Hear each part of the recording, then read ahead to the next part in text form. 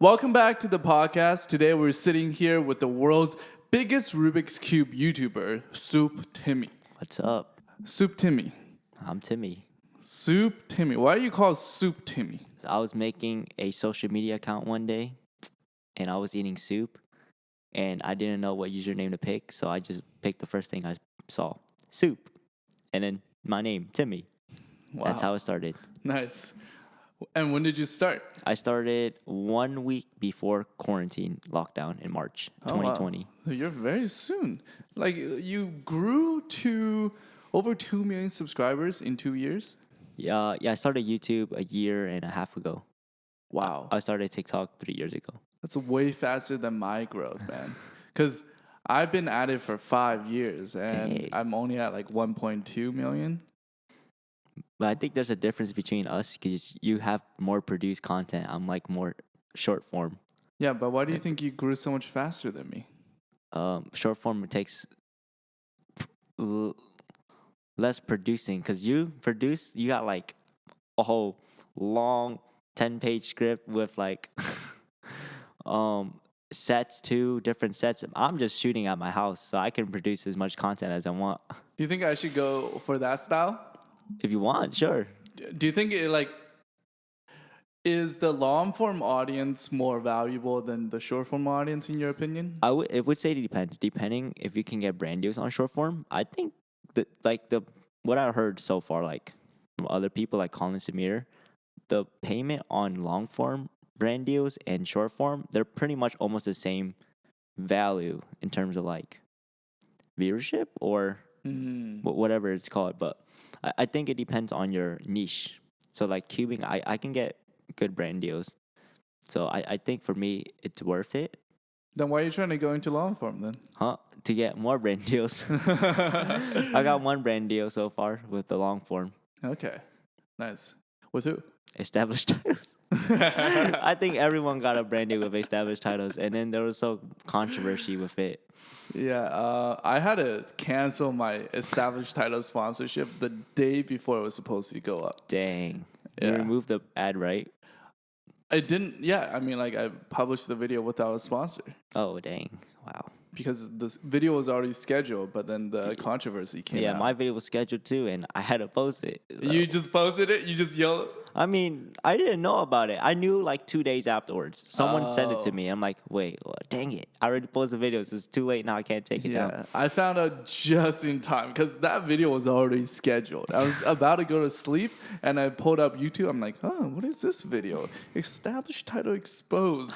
And then, like, I watched through the whole thing, listened to the comments, and damn, dude, like, yeah, I never expected that. Yeah, I want to take the video down, but I mean, haven't got paid yet.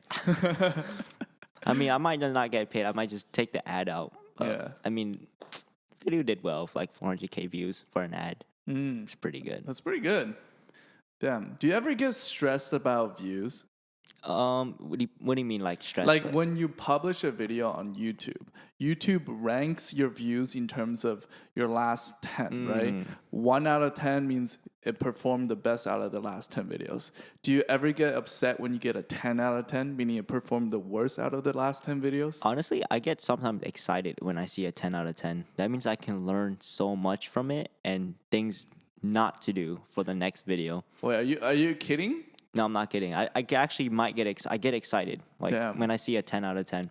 Like if it's a video I worked hard on, like really produced, and it's a 10 out of 10, then I might feel like, dang, wasted all that time. But I think it's a good learning mindset I think it's a good mindset if you switch it on to like, what can I learn from this 10 out of 10 instead of feeling bad for it because you can't control that. My friend from Cantomando, Sheldon, every time he gets a 10 out of 10, he used to go into like a depression for a day. Really? Yeah. Yeah. He, like the entire day, he'd just be checking YouTube analytics and then he's just refreshing. Until it's not a 10. It doesn't change, but he just gets more and more depressed. But I think he's getting better at it now. What's your most viewed video? I think it's 79 million views on short form. It was, can you break the 1x1 world record? Damn. That 79 million views. And in the same part, it was a puzzle that was a dice. like a 1x1. Right. It's a dice, and it's crazy how you can make like a short story out of it and then get so many views out of it. Right. Why do you think that video in particular performed so well? It was always causality, meaning. So I remember I watched that video so many times. I memorized the script already. The first sentence was, "Can you break the 1x1 world record?" Wait, this is a 1x1, and I want to break the world record. And in order to do that, I first need to learn how to solve it. So there's always a story. Like after the sentence, there's always a follow-up sentence for the sentence before. So it keeps the viewer engaged for the whole video. So I had like a 98% retention on that. Wow. Yeah, Okay. it was high, really high. Causality. That's something.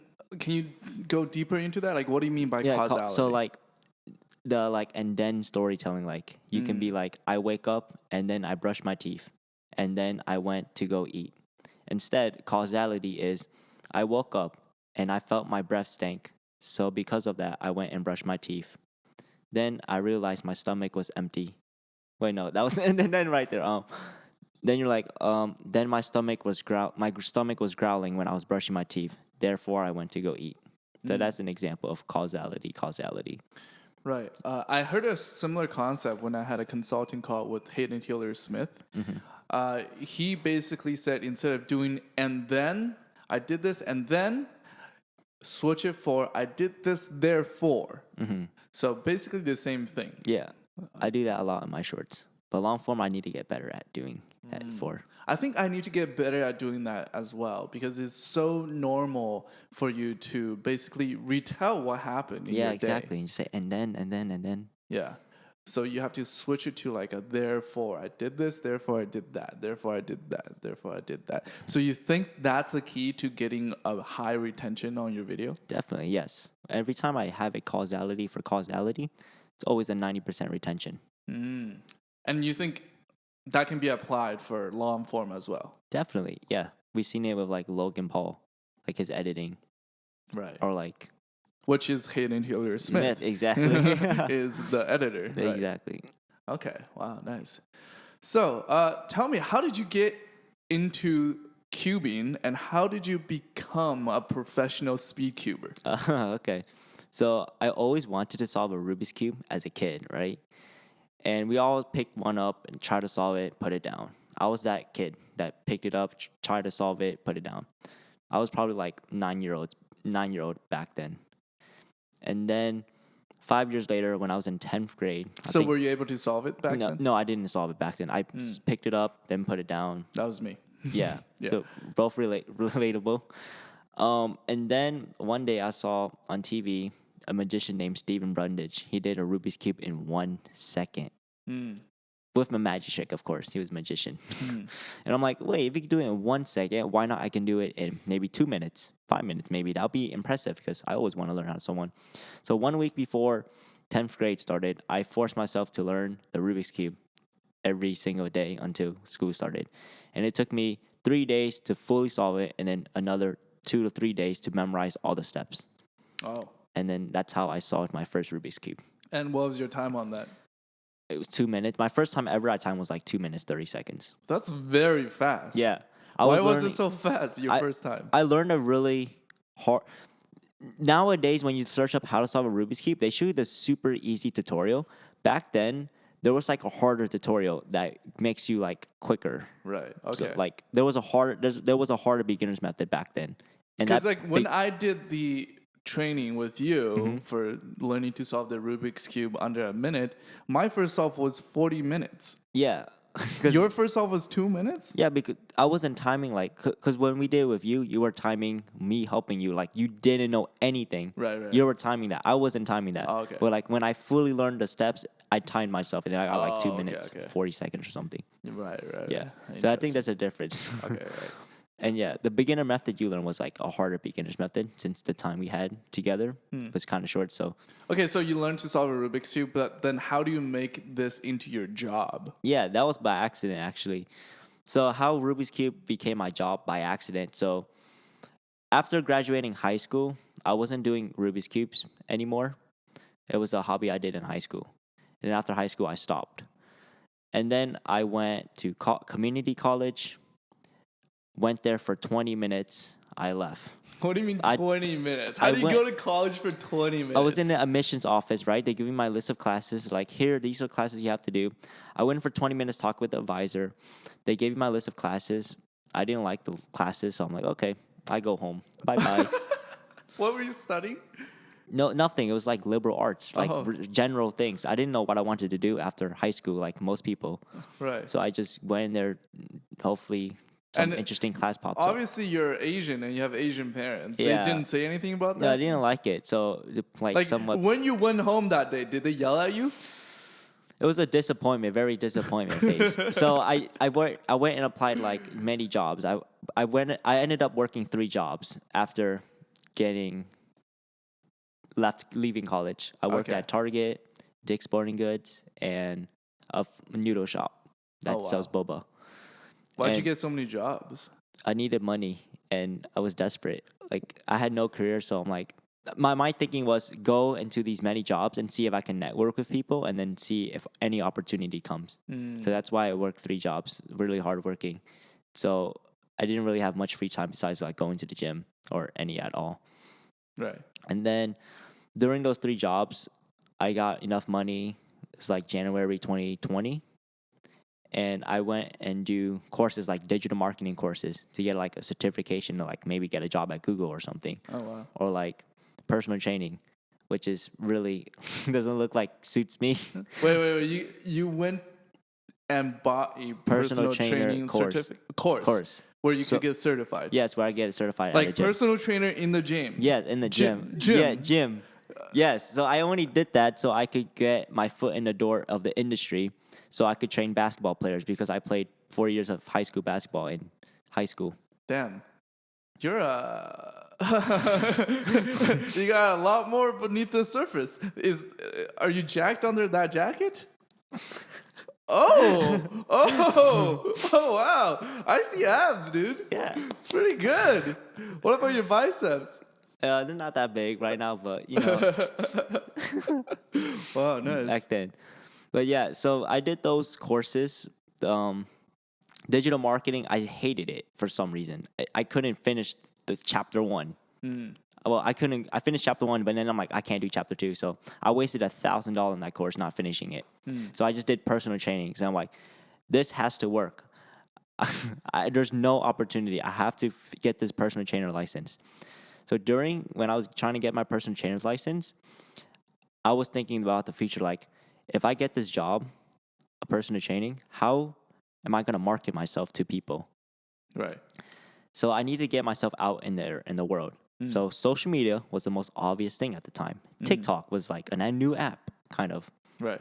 And I'm like, okay, let me try TikTok. Let me post a personal trainer video about me working out. It was with rice bags. That was my first video ever. It was on kind of like TikTok. a meme. It was a meme video, like me working out with rice bags because I thought it was funny. Yeah. It was legit exercises too. And then I felt really uncomfortable posting personal trainer videos. Why? It just felt weird watching myself work out. Well, what's weird about it? It's awkward, bro. I've never you want to record yourself working out? I'm fine with it. I don't know. It looks awkward, but at the time. Now it doesn't look that awkward because I'm like used on the camera now. But back then I was really camera shy, very camera shy, and I didn't like showing my face at all on camera. So that felt uncomfortable. So I'm like, okay, what's a lower barrier to entry to get myself comfortable on camera? So the best thing was Rubik's Cubes because I'm making a video about a cube, not me personally. Right. So I did that. First video about Rubik's Cube got 2,000 views, which was a lot to me at that time. Right. Because most on Instagram, I only had like 200 followers from school. So I was not popular. And then getting 2,000 views was like insane. So I just kept going, make another Rubik's Cube video, got 10,000 views, kept going. TikTok blew up, and then I did collabs, and then here we are. Oh, wow. Damn. That's my story on how I started social media. And then I stopped the personal trainer thing because social media was doing really well with Rubik's Cubing. So how fast did you blow up on social media? So I remember I started in March 2020. I hit 100K in July 24th. That was on my birthday. I hit 100K that was like followers. about 4 months. Yeah, 4 months. to hit 100K on TikTok? TikTok, yeah. Okay. And that time it wasn't like a full-time job at all. It was just like I was still trying to get my personal trainer license. I think I got it. Yeah, I got it in May. I got my personal trainer license in May. It only took me 3 months to get my license. Right. So your life was on the up at that time, right? You got your license for personal training. You got 100K followers on TikTok. And then when did you decide to go full time on social media? I was just like seeing how far I could get with social media. Like if I could get 100K, maybe 200K, 300K, maybe a million. How my life would be after a million. So I think it wasn't until I got my first brand deal. I was at 300K, which was in October. So July, August, September, October. So like I wasn't getting a job at personal training yet. I was just like seeing how far I can get with social media. And then I got my first brand deal with a company. I don't think I could. Yeah. I got a company with Purple Mattress, Wow. but the rate they gave me was pretty good. I'm like, wait, if I could get this much, how much could I get if I just keep going? Like what's pretty good? Give me Pretty like, new good to me was like 2K back then. Okay. For like a TikTok post, which was like that's insane. pretty good. I Like know. that's still pretty good, I think. 2K for TikTok, like you didn't have to like it's just like 60 seconds or less. Yeah, 30 seconds. It was like 30 seconds. Damn. And it was like insane for me at the time. It's like 2K. Because I was working like the 3 jobs. I was probably only making like 2K from like a whole month for like 3K. Not 3, maybe like more, but like in a week probably it was like Right, 1K. I think probably like with your 3 jobs, I don't know how many hours you were working, but probably you make around 3 to 4K per month. Yeah, around there. Yeah. And then that was like insane because that was like a Right. day's work of work. And Right. you get that. Yeah. And that blew my mind. So I just kept going with social media. I had 300K, got my first brand deal. And then it was like around Christmas time, I made Rubik's Cube art with thousands of cubes. That's when my account skyrocketed to 1 million. And then that's when I had my first big collab ever, which was David Dobrik. Oh, wow. Okay, so you made Rubik's Cube art, meaning you like solved Rubik's Cubes and basically put them in a canvas and it's like kind of like pixelated art pieces, Yes. right? Mm-hmm. Okay. What made you do that? So before I even did social media, I had like 30 Rubik's Cubes back in the day that I just make like art, pixel art. And I would like doodle in class during math class, graph paper. And So it's just like kind of like exploring your interests, basically. yeah, in like high school, I was exploring. And then I bought like 1,000 cubes to do my first art piece ever. Right. What was it? Among Us, because it was blowing up at the time. Ah, right. And You're really like keen on hopping on trends. Yeah, I was keen on hopping on the trends back in the day because that helped me a lot, was hopping on the trends during that time. Like Among Us, it did like 600K views, which was like a lot for me back then. Yeah, that did really well, and I just kept going with the art things. And then I made Among Us, and then it was SpongeBob, and then Kirby, and then Patrick again. I mean, SpongeBob again with a Christmas tree, and then Super Mario, and then David Dobrik saw that and then flew me out to make him an art piece. Oh, So- and this was all on TikTok. Yeah, all on TikTok. I didn't do YouTube anything at all. Just not even Instagram, really. I had an Wow. account, but only TikTok. Okay, so David Dobrik saw your art pieces Yeah, and so- he like DM'd you or he commented or like. So this is a crazy story. This is how David Dobrik saw me. So I was live on TikTok right after I posted that Mario post because it was blowing up like instantly when I posted it. And then there was only 100 people viewing my TikTok live. I was just solving cubes and answering Q&A. Then I'm like reading my comments as well. I'm like, David Dobrik's here. David Dobrik's here. I'm like, oh, that's probably fake, right? Right. Because back in the time, there was a trend that David Dobrik was there was a trend to get David Dobrik's attention. So there was many fake accounts. So I remember someone commenting, David Dobrik's here. I'm like, oh, probably fake, but I still scrolled up anyways. He was like all like later, so I kept scrolling. I was about to scroll back down, but once I accidentally scrolled up one little more, I saw his comment. I'm like, wait, that actually looks like his name. I clicked on it. It's actually his profile. What did David Dobrik comment? He commented, can I buy your art? Oh. And I'm like, I made a joke like, oh, sure, if you want to. Because at the time, I wasn't intentionally trying to sell art. It was Right. I only did it for like 5 times. Art for 5 times with like 1,000 cubes. Just for fun. Yeah, for fun and Yeah. posting on TikTok. He's like, can I buy your art? I'm like, oh, sure. And then he didn't comment anything afterwards, right? Right. So I end my live. He DMs me on Instagram. Mind you, my Instagram, it's super small. I probably only had like 1,000 followers. Right. So he DM'd me. He's like, I love your art. And I replied back saying, thank you. And then I thought that's it. And he's like, can I call you? His next message. Oh. Yeah. I'm like, okay, sure. You call me. Wow. Here's How my- are you feeling? Like, is I'm David- like, okay, he actually might be serious trying to buy my art. Okay. And then he called me. He called me. And then he's like, hey, I have a new house in like LA. I'd love to get you down here and get you like an art piece in my house. And then at the time, I freaked out a little. I'm like, wait. You were on the call? Was it like FaceTime video call? It was a phone call, and then we okay. FaceTime afterwards Okay, I to see. make sure I'm like a real person, you know? Right. And the art is real. Yeah. And yeah, we did FaceTime. Not FaceTime. We called, and he told me the details. I'm like, yeah, I can make it happen. And then at that time, I didn't know how to make it happen, actually, because I never sold art before. Right. Yeah, and yeah, So what did he want? Like, what was the piece he wanted? So it took him like, I don't know, a day or two to figure out what he want. He wanted Buzz Lightyear. Okay. Buzz Lightyear out of Rubik's Cubes. Right. And he paid you for it, or he just flew you out and you just made it? He paid. He flew me out, paid, and then everything, and then yeah, we. You make it sound like you did something like afterwards. Yeah. You made love? He flew me out. We made some videos on this TikTok, and then yeah, it was. That was pretty much it. I bet. So let me mind you, during that time, I was so awkward as a person. So remember, you gotta remember the time frame. I'm coming out from 3 jobs, not socializing with anyone really. Social media. I was doing personal training, but really not really because I was just getting my license and I was just indoor studying. And I'm just making TikTok videos, making Rubik's Cube art. I did not have any social skills at all. So when I was there, I was a pretty awkward guy with him. I didn't really talk at all. I didn't recognize his friends either. Oh, wow. Yeah. You didn't watch David I didn't Dobrik? watch David Okay. Dobrik. I only knew David Dobrik because of Liza Koshy. Right. Oh, wow. Yeah. Okay. Damn.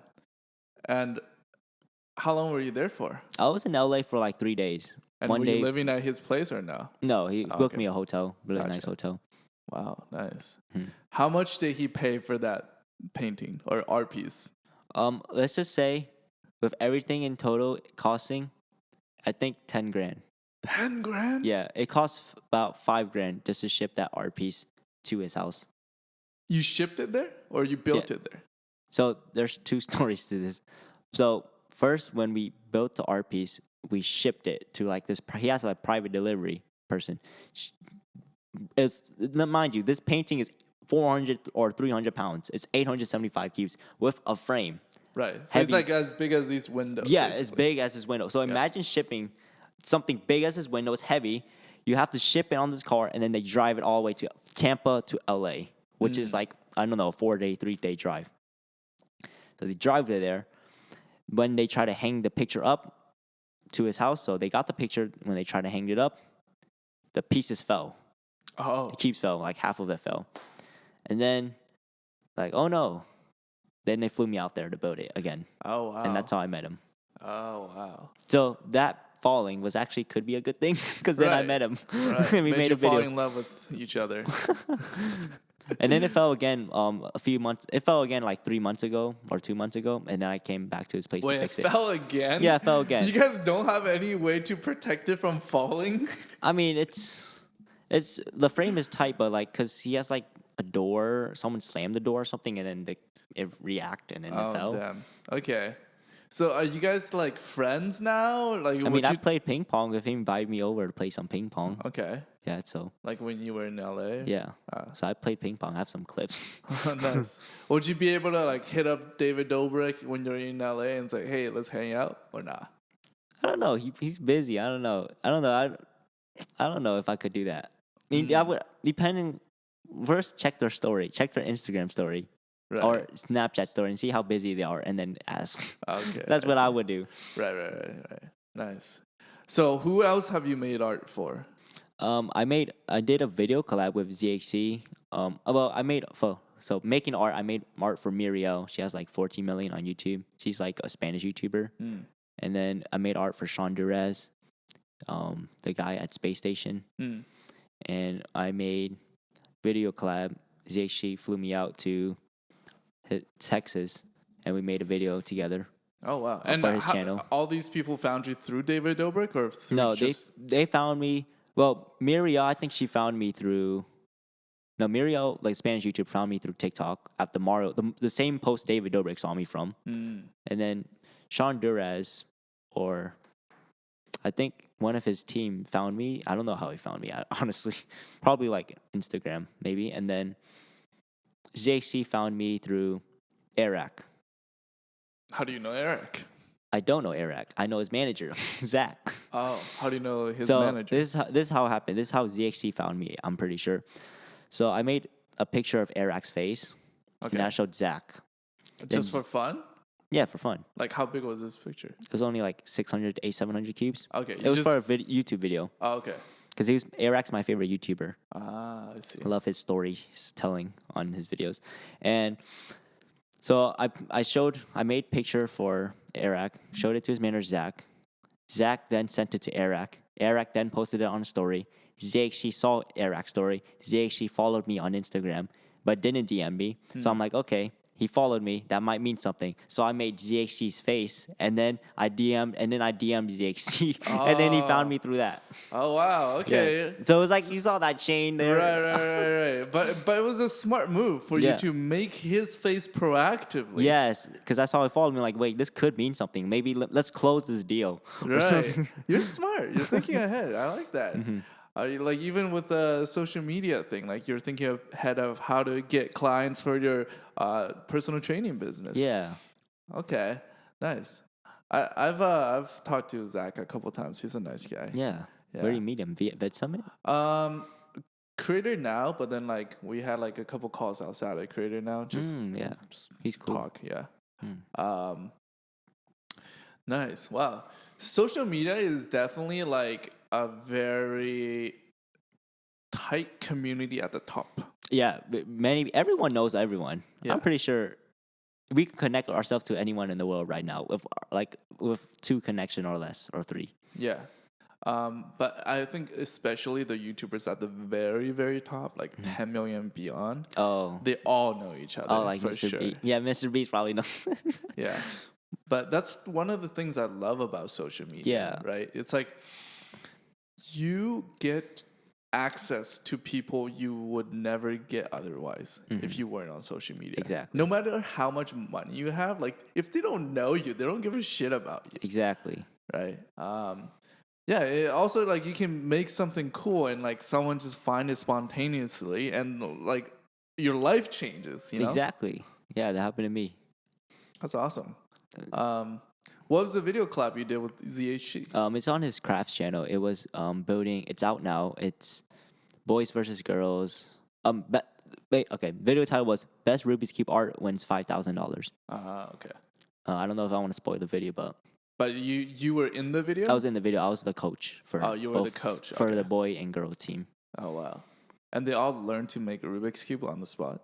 Yeah, none of them knew how to solve Rubik's Cube besides like one person, and I had to teach them how to make a face. That's kind of difficult. I know. We had 5 hours to do it.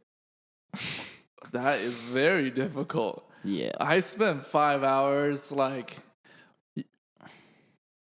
when I was learning with you for my video, for the first day, like I could barely solve it at the end of the day, you know? Like we spent a whole day just learning how to solve the whole thing. Yeah. Damn. But they were just doing one side, so it's way less steps. But in 5 hours, that was pretty tough. I was actually getting bored. Like, I don't think this is going to work. I don't think this video is going to work. Right. But they got it. Damn. Pulled it in clutch. That's intense. They film everything in 5 hours? No, that was my video. The video I filmed, that was in 5 hours. And to put you in perspective, there was 1,000 cubes on each team. So 2,000 Rubik's Cube art painting needs to be done in 5 hours. Like even for you, that's like that's quite a bit, right? You say you take around like 2 hours to do a painting. Yeah, if all the cubes are solved, and the picture is not super detailed, it can take me 2 hours for 800 cubes. Wow, But I'll usually on average, because my cubes aren't solved, I have to like put them in the pattern. Probably like 5 hours, double the time. Right. So, where do you see you taking social media this year and in the future? Definitely want to push for short form harder, 2 times as hard for February, because you know the thing in February, Yeah, right? the shorts. The shorts ad fun, whatever it's called. Yeah, basically creators are gonna get paid more supposedly. From shorts. We don't know yet. Hopefully, Yeah. we do.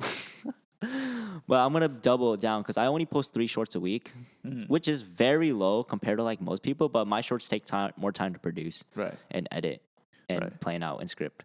Right. Because like I can film a long form video and post like 50 shorts from the long form. Oh video. yeah, you can do that. I can't do that. And then they all get like 10 million views. I'm like, damn, dude, this is insane. Yeah. And then another goal for this year is definitely better produce long forms. Because I have some long forms on my channel, but they're like the easy ones that don't take much time to produce. I like produce ones because I like having a good story. Because I love stories. I love watching like shows when I was younger. I don't watch much shows now, but I love watching shows like sitcoms, like iCarly or like SpongeBob. So YTV type of shows. Yeah. Or the Cartoon Network for Americans. Yeah, Cartoon Network. YTV is a Canadian thing. Oh, yeah. Yeah. But yeah, I grew up on SpongeBob and Very Odd Parents. Oh, and, me too. What else? iCarly, of course. Awesome. Victorious. Basically, I never had cable, like paid cable. I only had the like 5 channels available when you had like the TV antenna. What? How Antenna? Antenna. I don't know what that is. Like the little 2 Antenna. antenna. Antenna. Antenna. How do you say that? Comment down below. Antenna. Antenna. I can't pronounce that word. Antenna. Antenna. Antenna. Antenna. Antenna. Antenna. Antenna. Antenna. Yeah, antenna. Like get it? Antenna. Oh wow. Antenna. Okay. Interesting. Nice. So what does your team look like? Are you gonna expand your team, or is it all you? Because you said you're only posting 3 shorts per week. Yeah. So before, like a few months ago, I was working all alone. I was the only person. I had like a part-time assistant that would help me do stuff, like help me build pictures sometimes, or any other miscellaneous tasks. So it's a requirement to know how to solve a Rubik's Cube to work for you? Depends on the position, but like that one had a requirement to work for me. That's a fun job though. Imagine getting paid to play with Rubik's Cubes. But anyways, my team now, it's been like 3 months since I have this team. I have an editor now. I have a Spanish team for translate my shorts into Spanish, and doing really well right now. Almost at 1 million on my second channel. Interesting. Spanish one. And then I have a part-time assistant. Oh wow. Okay, so you have a full-time editor. Yeah, pretty much. And why are you not producing more videos? what is your editor editing if you're only making 3 shorts per we're week? doing long form too, and he's also my virtual assistant as well. So we're doing like it's my problem too, because I take a while to produce my shorts. I know that's probably my weakness right now. My scripting, I can't script fast enough. He can edit faster probably than I can script, maybe. Right. And so your bottleneck is in the filming process. Yeah, I suck at filming like a lot. Right. I think that's my biggest weakness is filming and producing and scripting. Right. So right now I really want to get a scriptwriter, but since my topic is niche, you know how hard finding a scriptwriter for Rubik's Cubes is, man? Right. Bro. Well, I think you just have to find another cuber. Yeah, that's hard, but they usually don't want to do these jobs. Right. They usually want like our computer people. Right. Or music. Damn. So what's so hard about the script writing process for you? So let's say I get a puzzle in, this exotic puzzle, because most of my channel is based on like exotic puzzles, like random puzzles. That person would need to have that puzzle physically, play with it, understand how it works, write the script, and then... So I think your script writer needs to be in person. Yeah. Yeah. Or... Why can't you just have your assistant or someone do it? They don't know how to solve a Rubik's Cube. Just teach them. No. It's not that simple. It's not You that. taught me in like 2 days. Okay. It's not that simple. There's different puzzles, bro. There's like a 7x7. That takes time. There's like 7x7, 10x10s. There's like some weird puzzles. If you just go on my channel right now, just click on a few videos in, you'll see some really weird puzzles you've never seen in your life before. You would have to figure that out. So I can figure it out because I'm a cuber and I have very good experience with different puzzles because I've been collecting for like 6-7 years now. So I know like every single puzzle pretty much. So the formula or the algorithms are different for Every each puzzle. type of cube? Yeah, there's different puzzles like a pyramid. That's a different algorithm. There's a cube. There's a square one. Oh, wow. There's blindfolded. And you remembered all these algorithms? Yeah, or sometimes I just need to look at them. It's like a doctor. Like they review their notes before they go into like a procedure. Right, okay. Like, that's what I do. I just review my notes because I know pretty much all my algorithms. I just need to review and then I can get it again. Right. Damn. You said you were also working on a couple side projects. Yeah, I'm trying to work on a mobile app right now about this video game. No concrete details yet, but it might be art related. That's so cool, man. Mm-hmm. Like, how did you get started on a video game development? So someone reached out to me because they had experience with other influencers that did video games. Right. And then they thought like this Rubik's Cube thing could be a good fit for them because we're going to make like something very simple but straight to the point for the audience to play. So it's kind of like a partnership? Yeah, partnership. Or do they like own a part of the app and then I will get a huge percentage of the app Okay. for promoting it. Do you get majority percentage of Majority. Okay. Well, it's usually 50-50. Oh, okay. I see. So it's like passive. So just release an app, promote it, and then now it's passive. Right, so you don't really have to do much. They handle all the production and the Yeah. development, and then you just have to be like the marketing. Yeah, I'm like the face of the brand. Face of the game. How long does that project take? Let's say 2-3 months. Okay, so it's gonna be out soon. But yeah, we have to. Most of the production was like brainstorming and like finding the right people. Oh, so you came up with the concept. Yeah, we're coming out together like with the concept, and then Right. we're trying to get sponsorships into the game as well. Wow. So we could, we don't have to put in so many ads in the game because I don't like so many ads in the game. Yeah, like It's annoying. those mobile games. Every time you like lose a life or you there's an ad. you have to start over. Yeah. There's a 30-second ad you Exactly. can't skip. I don't want to do that. I mean, probably one ad probably after like I don't know 30 minutes of playing, but one ad every 5 minutes is pretty much, or like and every 2 minutes. Okay, what else you working on? What else project? Your own cube you mentioned. Oh yeah, I'm trying to work on my own cube as So- well. I'm trying to think of who to go with, either speed cubing company or like maybe Rubik's themselves, you know. But I think I have an idea. I don't want to say too much details yet, but definitely want to get out a cube soon, maybe in late this year. Right. And with this cube, you would also partner with another company, and then Yeah. they would basically like take part of the profits and profit share with you. Yeah. That's very interesting. Instead of like making all these products yourself and producing it yourself, you just partner up with companies. Yeah, I think it's for because I'm just the creative guy. I don't like to do this logistical stuff. Interesting. Do you like to do logistical stuff? I'm good at it, but I hate it. Yeah, I hate it. I can't do it. Yeah. I mean, I can promote and then market and be the face, but these logistical stuff are annoying. That's something I gotta look into because, like, I always think when I start a product or start like another game or like a physical thing, like I have to do everything myself. But I think it might be a better way and a better approach to partner up with a company that already makes a product I want to sell and just maybe make some modifications on it and then just be the face of the brand. Yeah, because if you think about it, we're creators. Yeah. We're YouTube creators. We want to make videos. Yeah. That's what we're really good at. Yeah. I think getting that pie out to someone else, like logistical stuff, and then they take a percentage. I think it's worth it because you Right. get more things out there. Would you, this is an important question though. Would you brand it as your own brand or would you brand it under like their brand? So like, Good let's say question. you partner up with Rubik's, right? The Rubik's Cube company to make your own cube, just for example. Would you brand it as like Rubik's X SoupTimmy, or would it just be like SoupTimmy cube? Probably for legal reasons, you probably have to say Rubik's X SoupTimmy. Well, I mean, it's like whatever you want to do. There's Yeah. like white label companies that would just like produce the Oh, yeah, that's product true. and you slap your logo on it. That's a good question. I don't know yet.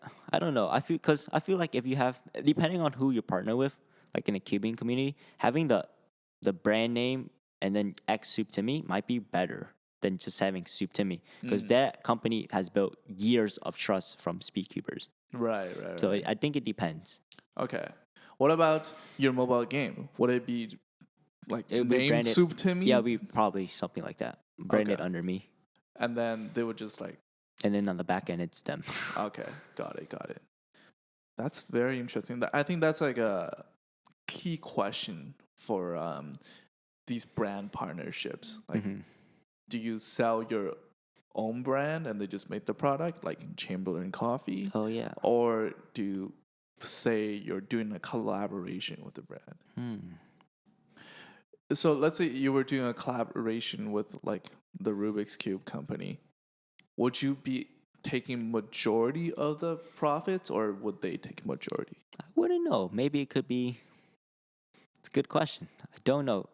Because I know someone like Mariah Elizabeth did a collaboration with Rubik's or something, I think. I don't know what was the split on that, but it's a lot. I could be. I don't know. I'm not sure. I haven't talked to with Rubik's about what Right. the split would be. And something that I also like about your channel is that it has a very, very specific niche. It's like, you know exactly what it's about. Yes. And there's a community built around it, and there are these products built around that niche already. Whereas for my channel, it's more broad. It's like general entertainment / fitness, right?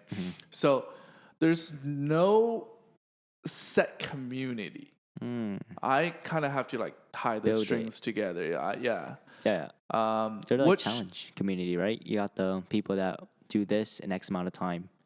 yeah, but accomplish. I'm not talking about like community in terms of YouTubers. I'm talking about like the audience. There's no audience for people that watch like. It's challenge not like videos? very defined. Oh, it's not defined. That's yeah, true. it's not defined. It's like, oh, I play with like Rubik's Cube. It's more of like a psychological Yeah, thing. you can't just like spot them in the crowd. Exactly. It's more of like, oh, I like learning new things. Like, how do you know? You can't tell just by like looking at someone. And making products for a specific targeted niche is a lot easier. Oh, that's true. That's true. Yeah, like for me, I can't decide like on what product I should be making. That's true. Well, like someone like Michelle Card released like fitness courses. Yeah, but I don't think that's doing too hot. I mean, I think she released two things. One, she released like a habit course. I don't think that one did too hot but that was in collaboration with the NAS Academy. And then she released a fitness app type of thing. Oh, I think that might be doing a little better. Okay. Yeah. That's good. You do something like that. How to learn skills. Like, Mike Boyd did something like that. Did he? Yeah, he did like. He's on Skillshare. He has like all those skills that he learned, and then he just makes a Skillshare course. Our Skillshare rev is really big. Yeah. It is. I mean, I saw on Ali Abdal's channel. Oh yeah, he had. Oh yeah, someone told me his Yeah. was Ali. Like his Skillshare revenue is huge. Yeah, start Skillshare course, man. Maybe we'll see. The extra, because extra footage you can have, you can talk about the process of you learning it, and at the same time, you're doing two things at once. Right. So with the speed cubing community, would you say it's like a pretty tight community? Yeah, it's definitely tight. I think if you go to enough competition, everyone knows everyone. Right. Like all the top, it's like YouTube. All the top people, they know each other. They talk on Discord. They have their own private Discord of like top speed solvers, and then Are you a top speed solver? not for like 3x3. Like I'm talking like blindfold solving. I know blindfold solving. They have like the top 50 people in the world in like one Discord chat, and they talk about like fancy new developments they have, Oh wow. Okay. and that's cool. You're in I'm those? not in the top 50. Oh, okay. So they're kind of gatekeeping the community. Yeah, I mean, yeah, they want the best people in there talking about the best stuff. Like everyone needs to be having provide value. Wow, that's actually very, very similar with the YouTube community. Yeah, it is. It's like the top YouTubers, they usually have a very small Discord of like 3 to 5 people that they chat with. Yeah, exactly. Yeah. Do you have one? I tried to get one going at the beginning of the year, but then like everyone in the Discord got a little busy. Inactive. Yes, Yeah, that's happened with like Creator Now Pro. yeah. Remember that we were in that? Yeah. Yeah, I think it needs to be like a scheduled thing every single week. Yeah, but people schedule for YouTube, especially the top dogs. Yeah. They're so hard. We can't plan anything with them. Yeah. It's kind of really hard to plan. That's something like, you know, in December, like 2 months ago, December to early January, I was so free, man. Oh, same. I was so free. Like every day, I didn't film any videos. I was just like coming up with ideas and planning for the year going forward, 2023. But then mid-January hit, and I feel like my life has completely turned upside down. I literally have no time for anything. Like, just before you came to film with me this week, I was filming for an entire week, and 2 of the days we were up until 1 a.m. filming. 2 nights in a row, 1 a.m. And then during the day, I was like filming, and then I was learning the moves. I was doing a nunchucks video, so I was learning nunchucks. And if I wasn't learning nunchucks, I was filming nunchucks. Oh, yes. And then my friend who was teaching me, Jensen, he left the day before you came. Oh. So this week, it's the exact same thing. We're cubing for 12 hours a day. It's like if I'm not learning to solve the cube, I'm filming how to solve the cube. And if I'm not doing that, like I'm going to the Rubik's Cube office to film more cubing. And then if you're sleeping, I'm next to you telling you instructions. Yeah, I like you're in my dreams training me. Dude, it's just like life has gotten so busy. Like, I don't know. It's a little hectic. I think it's fun. I think it's fun as well. But the one thing that's not fun is my sleep. My sleep has definitely suffered in the last 2 days. Really? How many hours do you sleep? I slept for like 6 hours today, but I usually need like 8 hours, you know? Dang. Because like during the day, it's all filming, it's all packed. And then like in the off times, it's either eating or I have meetings. Oh, yeah, that's true. Yeah, because I still have to like manage Other other videos and maybe like their sponsorships and then employees, right? And then at night, I had to review videos. Like I was up until like 1:30 just because. Dude, same. I had to review videos. You know, we stopped filming at 12, and then I have to shower and then review videos, and I just knock out. Yep. It's pretty hectic, bro. I think it's a fun life. Honestly, if it was like a house of creators, we all did this. Wake up at 9, film until 12. That's a good life, honestly. I love like this process. Like being with you for like 3 days. That's a good process. It feels fun. This doesn't feel like work. Yeah, I think it's definitely fun. But I think there needs to be at least 1 or 2 day break in between these long go ham hustle sessions. Yeah, that's true. Yeah, where I can just like collect my thoughts and maybe like sleep a little bit more, you know.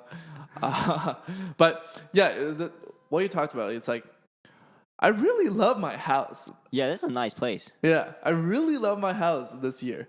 I splurged a little bit to get a bigger house with a guest bedroom, and I think that's been the best investment so far. The big guest bedroom? Yeah.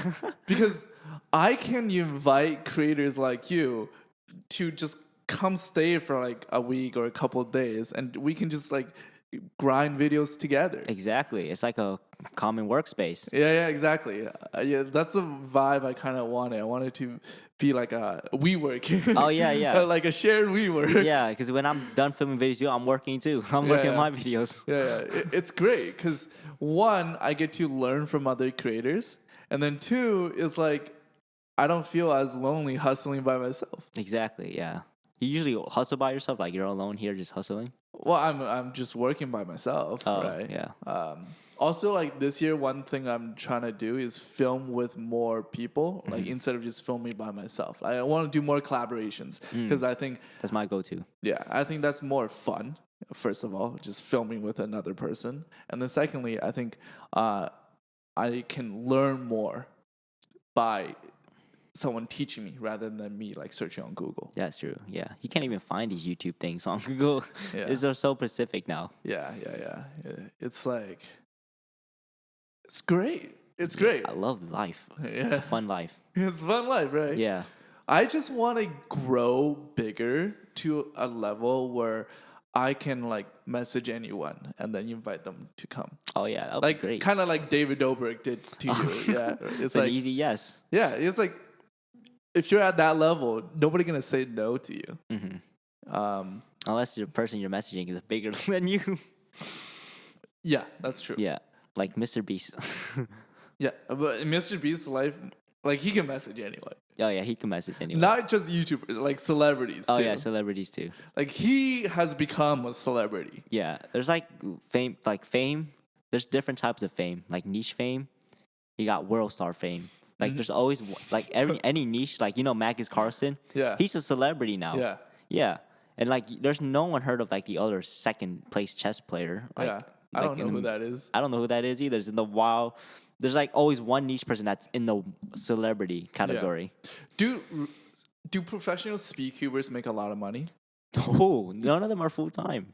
No? You don't make that much money in competitions. How much do you make?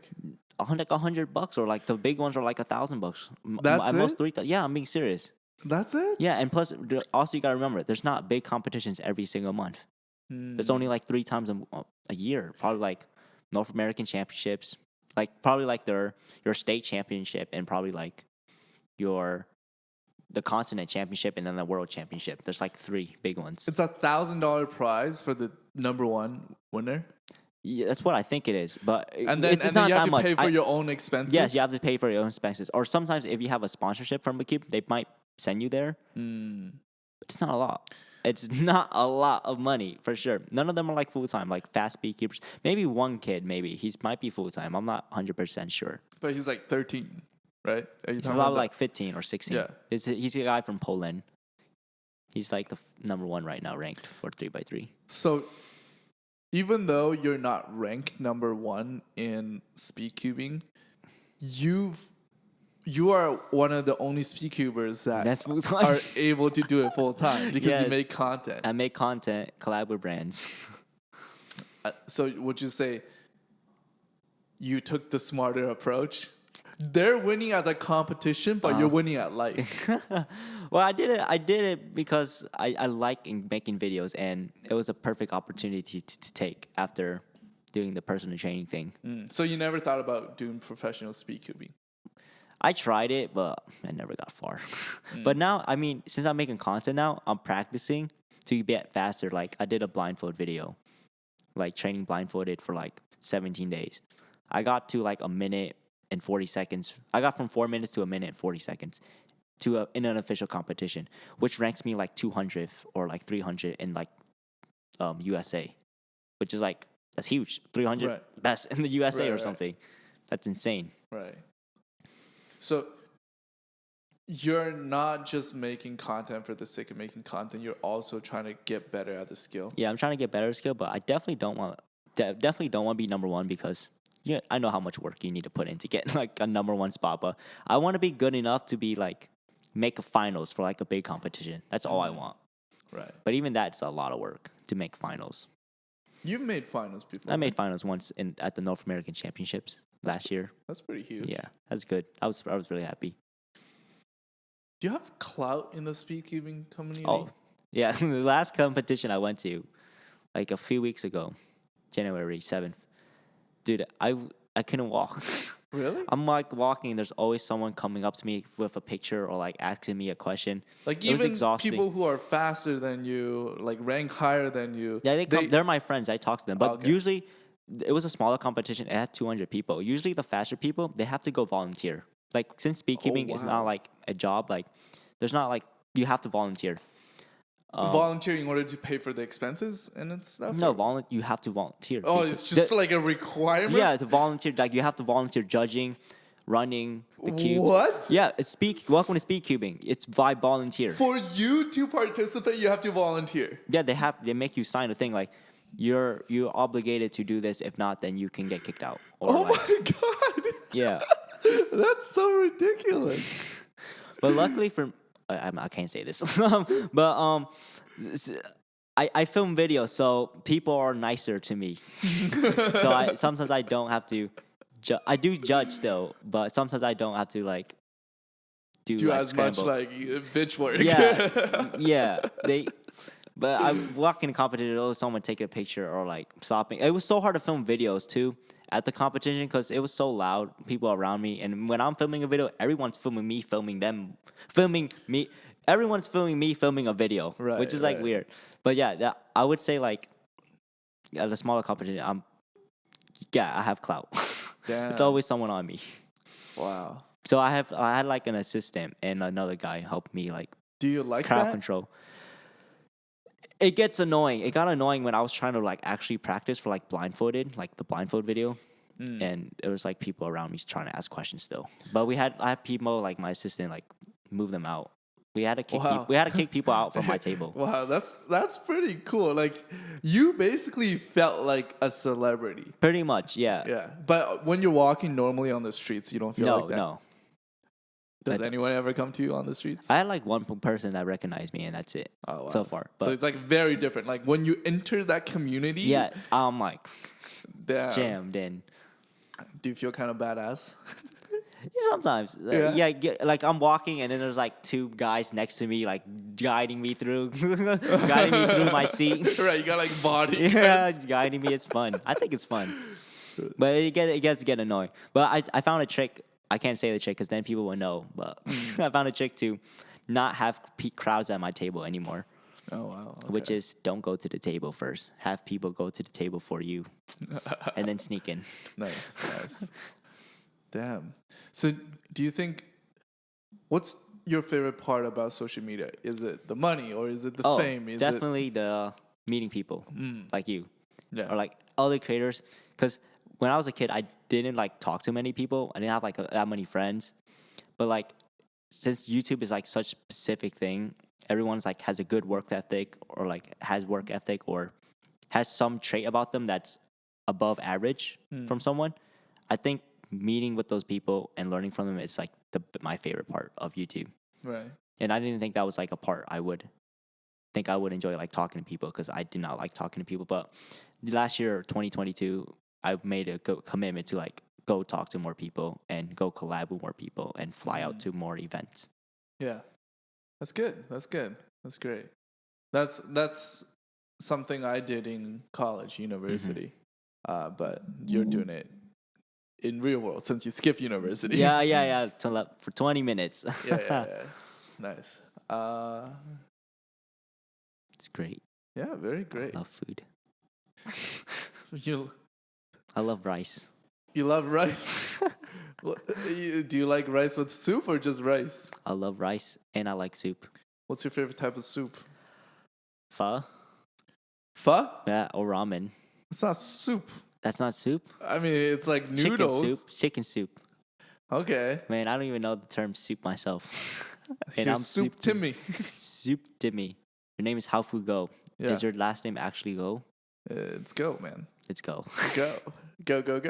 Go, Power Rangers. You watch Power Rangers? That's one thing I did not watch. Power Rangers? Yeah. That was so good. I used to like have action figures and just let them hit each other. That was like the fun part. So like that, when I was a kid, I always had like that creativity. Yeah. And then now it's here in social media. Do you think you want to grow your social media into like a big empire, or you just want to keep it kind of like of a lifestyle business? No idea. Haven't thought that far yet. Empire like Mr. Beast Empire, right? Type of thing. Yeah. Like he has Feasible. Yeah. That would be cool. I'll be definitely worth exploring that. But right now I'm like more close. Well, I be an empire technically if I have like a mobile game and then my own cube? Would that be like that's a you'd small be your empire? tiny SoupTimmy empire. Sure, then I'm pretty much working on my way to build an empire right now. Oh, very nice. Are you working on building an empire? I'm working on building my content business first, and then I will Empire. expand. Because I think for me to do anything, it's just kind of like basketball players. Like at the core, it is playing basketball. At the core, it is making videos. So I think I need to master that first before I even like venture out and think about other things. I see. Yes. Yeah. That is true. That's a good analogy because basketball players focus on playing good basketball. Then they get sponsorships, commercials. Yeah, but then when players get too distracted by those things, They're not they good at suck at basketball, and then those things fade away. Yeah, I think it's kind of like Rubik's Cube, actually. I'm good at social media, but I'm like not super fast at the Rubik's Cube compared to like the top one solver, the number one solver. It's kind of thing. And then the top number one solvers aren't good at social media. Yeah, It's a trade off. yeah, yeah. I listened to Michael Jordan's audiobook about his like biography. Like he always says like focus on the skill, focus on basketball. Don't like be distracted by all these things around you. That's basically the approach I'm taking right now. First, I have to get better at making videos, but then I also need to hire the team around me to make the videos, which will free up my time to do other things. Yes. But then in the meantime, I have to like train them to be as good, if not better than me. Yes, that's the goal. Yeah. It's definitely the goal. That was something I was looking for, like an editor. Like, who's better than me? Like, who can tell me what to do? Like, what do I suck at? Yeah. Do you think you found that? I think I found it, yeah. That's good. Yeah. I think I recently hired on an editor, and it's the first time I've been like impressed by an editor. Really? Yeah. Whereas like the editor is doing things I cannot do by myself. For example, like these motion graphic stuff. Like I'm so bad at that, right? And then the editor sent me a video for review. I'm like, damn, dude, like this is better than I expected. Yeah. Usually it's a lot worse than I expect, but this was better than I expected. That's good. That's good. That's how you know you found the right one. And then you just train them up for like retention. When you hire an editor, did they understand like retention and stuff? I think when you're hiring like YouTube specific editors now, like they understand the concept of retention, but they don't necessarily always understand how to do it. I think retention is like a never-ending goal. You know, you can't perfect retention. Like anything you do could increase retention, right? Like better lighting, better sound, making jokes, being a better personality. Like this all increases retention. So it's like you always can improve at it. Right? That's true. That's true. Didn't think about it like that. Yeah. Like even movies care about retention in a sense, right? It's just their retention is measured a little differently. Yeah. Like they care about like the music scoring. That leads to retention. Because it makes you feel something, makes you feel more engaged in the video or the movie. That's true. That's true. Yeah. Didn't think about it like that. Good thought.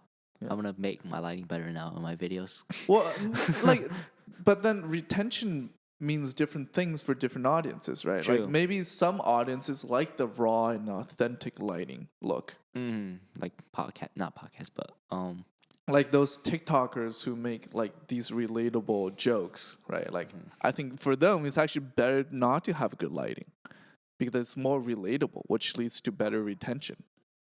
It's kind of like a friend talking to you. Oh yeah, it's like Casey Neistat. His was like no editing, pretty much.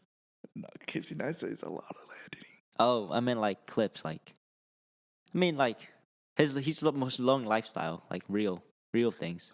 They're like, not real. They're meant to look real, but they're not real. real. So him walking through on a plane is not real, on a $12,000 plane. Okay, it's real in the sense that like he did those things, but the moments are not real. Oh, the moments are all set up. Oh, they're scripted.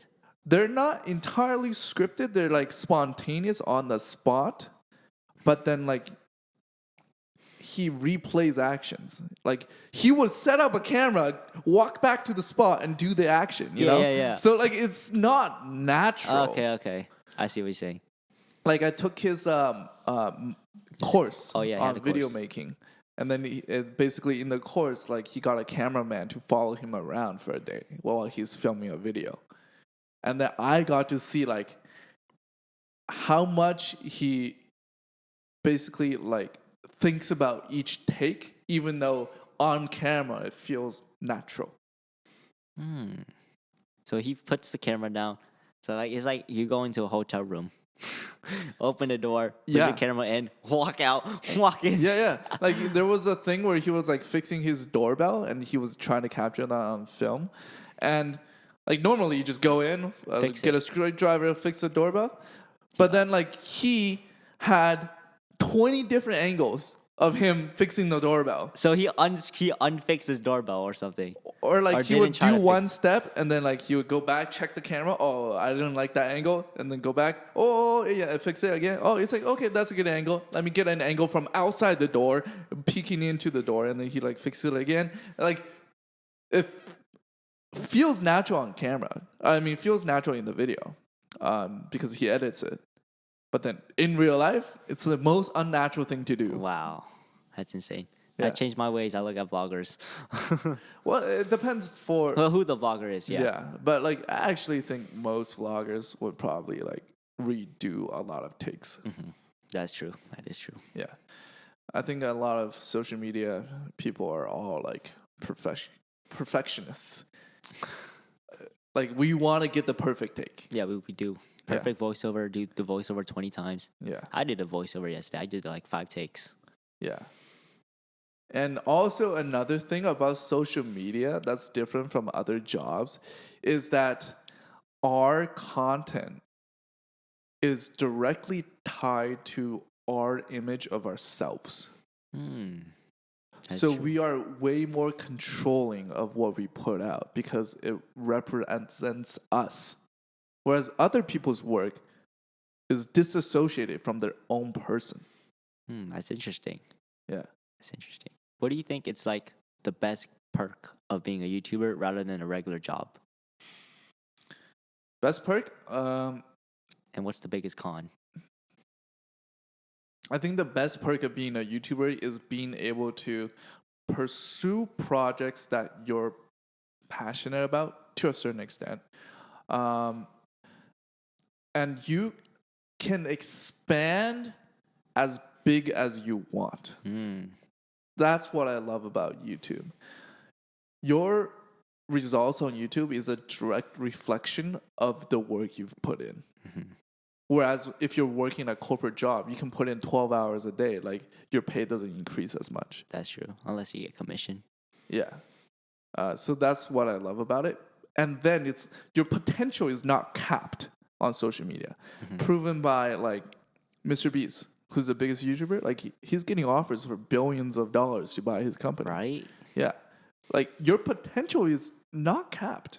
And that's what I love about it. I can infinitely grow and expand and venture into different avenues other than just YouTube.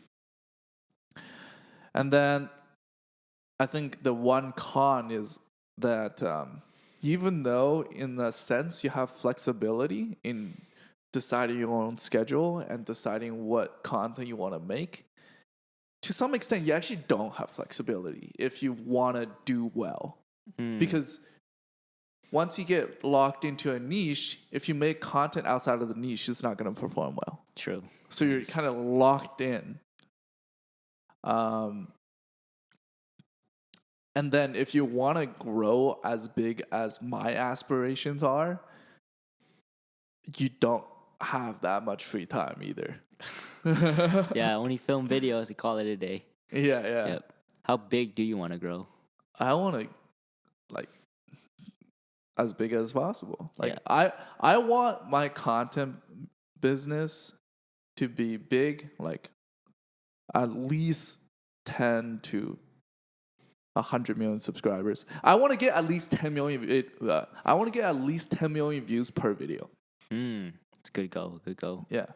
And the reason for that is I want to influence a generation. I want to positively influence a generation. To go beyond. To go beyond, yes. Well, just spark positive change in their lives, right? So for me to do that, like an entire generation is a lot of people. Yeah, you would need 10 million views or probably even more. Yeah. And then outside of the content, I want to build big businesses. Like I want to build tech companies because it's like, how do you impact people at the deepest level, right? You got to interact with them more. And products is something we interact with on a daily basis. So like the iPhone, you spend 10, 12 hours a day with this thing. Like that's like huge impact, Oh, that's true. right? Like you make a better phone, even it's just like a subtle change, like a better design on the phone. You multiply that out to like 300 million users. That's big impact. Same thing with Facebook, right? Like they spend so much time on designing like each tiny feature, like the like feature or whatever, like because it's reaching so many people, that tiny change has a lot of impact overall. It was like Google when they try to change a color blue or something. I don't know if you Yeah. heard of it. I didn't hear They spent that. like, I don't know how much, millions of dollars just to figure out the right color blue for something, for like a button or something. Right. Because they have so much reach. Exactly, they have billions of reach. Yeah. So that little button change, it's Yeah. a lot for millions of dollars for a color. Yeah. So basically, the way I look at my life, it's like I want to maximize impact. And for me, impact is reach times depth. So the wider I can reach and the deeper I can impact each person means I have more overall impact. That's true. That's what I want to do too. Create positivity, Yeah. make people do things they weren't capable of doing, like solving a Rubik's Cube. Like me. Yeah, you, yeah. you made a positive change on my life, man. Yeah. Helping you think, do a thing you couldn't do. Solve a Yeah. Rubik's Cube. Yeah. Go beyond. Go beyond. Nice. Is there any question you would like to ask me? What would be one advice you would give to a starting YouTuber for your viewers watching this? That's not a very personal question. Okay. A personal question to Hafu. Yeah. Okay. Let me think of one. I think I already asked you during our conversation. I was keeping notes in my head. Okay. But let me think of one. What do you want to share? What do I want to share? Yeah. You tell me, and then I'll ask you the question. I don't know. I don't know. Oh, yeah. I think we already answered this, but I think we could be specific. What's your goal for this year, for 2023, on your YouTube channel? At least a million views per video on average. And then also, I want to become one of the people that's talked about when we mention YouTube. Like, I want to become like the top. Like the Mr. Beast when someone mentions YouTube. Yeah, like, or oh, like even Eric, or even like at Ryan a smaller level, like Ryan. I think Eric, Ryan Trahan, same size, or like Hayden Hiller Smith, even though he's small, like he is talked about. So that's what I want to do. I want to create innovation in the space. What are you doing to learn new YouTube tactics for your videos? Are you talking to creators, taking courses like the Casey Neistat course? I think the thing about the creating videos is like you can learn from so many sources, right? Like you can watch a movie and learn something. But for YouTube specific stuff, yeah, I'm taking courses. I took like Daryl Eve's Channel Jumpstart course. And then I think the biggest thing is talking to creators as well, and then seeing what they're doing well, and ask them, is like, how are you doing this? And then also just studying my own content. You know, I think studying your own retention graphs and studying your own click-through rate and analytics, like that will help you a lot. Yeah, like seeing a 10 out of 10, right? Study a lot from a 10 out of 10. Yeah. Just don't get too depressed. You know? Okay. Well, thank you for coming on, Timmy. Thank you for having me. Yeah, thank you for coming over to Toronto as well. Sir, we got you to solve the Rubik's Cube. Check out the video. Yeah, you can check out the video here, and you can check out Timmy's channel here.